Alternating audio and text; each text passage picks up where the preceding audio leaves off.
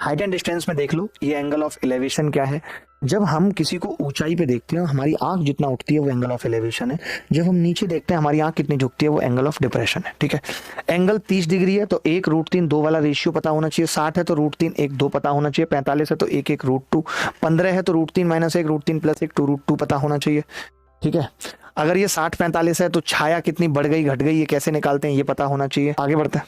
ये मेरी किताबें हैं जो मैंने लिखी हैं, bookscape.com से आप ले सकते हो। बहुत अच्छी किताबें, दिल से लिखी हुई किताबें।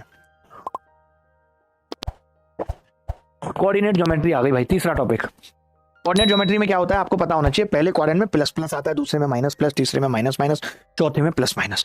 जो ये पहले वाला होता है ना इसको एब्सिसा कहते हैं। पेपर में अगर सवाल आएगा तो बहुत छोटा सा ही आएगा। और जो दूसरा वाला होता है इसको ऑर्डिनेट कहते हैं। भुज और कोटि आपसे ऐसे पूछ सकता है कि 2, -3 किस क्वाड्रेंट में पड़ेगा। पहला प्लस दूसरा माइनस, तो कौन से क्वाड्रेंट में पड़ेगा, चौथे में पड़ेगा। ये आपसे पूछा जा सकता है। आपसे पूछा जा सकता है इसका ऑर्डिनेट बताओ, तो ऑर्डिनेट क्या है, -3। ये देख लो भाई कि पोलर कोऑर्डिनेट क्या होते हैं किसी भी बिंदु के, पढ़ लीजिएगा। पोलर कोऑर्डिनेट पे सवाल आ सकता है। दो बिंदुओं के बीच की दूरी पे तो आ ही सकता है, कैसे निकलती है, डायरेक्ट फॉर्मूला है, पढ़ लेना। सेक्शन फॉर्मूले पे भी सवाल आ सकता है कि जब 2:3 में बांटता है तो उस बिंदु के निर्देशांक बताओ। डायरेक्ट फॉर्मूले याद रखने। दो तरीके से डिवीजन होता है, एक इंटरनल एक एक्सटर्नल। जैसे घर में रह के ही लोग विवाद करा देते हैं, जैसे अभिषेक और ऐश्वर्या की लड़ाई अमिताभ बच्चन ने करा दी। कुछ लोग बाहर रह के, जैसे अर्जुन कपूर ने मलाइका को अलग कर दिया अरबाज से। तो ये सब चीजें होती हैं। दो तरीके से डिवीजन होता है। स्लोप क्या होती है, अगर कोई दो लाइन पैरेलल है तो उनकी स्लोप बराबर होती है। परपेंडिकुलर है तो प्रोडक्ट -1 होता है। किसी लाइन की स्लोप निकलती कैसे है ये देख लो।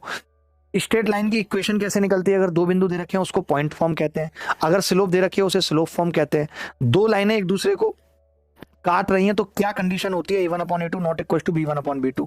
अगर दो लाइन पैरेलल है इसका मतलब वो कहीं नहीं काटेंगी, नो सॉल्यूशन मिलेगा। नो सॉल्यूशन के लिए कंडीशन ये है, बहुत इंपॉर्टेंट है, इस पे सवाल आ सकता है। अगर दो लाइनें एक दूसरे के ऊपर चढ़ गई हैं इसका मतलब वो इनफाइनाइट जगह काट रही हैं, इनफाइनाइट सॉल्यूशन होंगे, उसकी कंडीशन ये है। कॉनकरेंट लाइंस क्या होती है, अगर दो से ज्यादा लाइन एक ही बिंदु से गुजर जाए उसे कॉनकरेंट लाइन कहते हैं, उसकी कंडीशन ये है। Intercept form of A line क्या होती है कि अगर ये ए और ये बी दिया हुआ है तो ऐसी लाइन की इक्वेशन होगी x/a y/b = 1। ये इंपॉर्टेंट है, इस पे सवाल आ सकता है। आपसे ये भी पूछा जा सकता है कि दोनों अक्षों के बीच काटे गए अंतःखंड की लंबाई, तो ये क्या होगी, अगर ये b ये a तो ये √a² + b²। ये आपसे पूछा जा सकता है।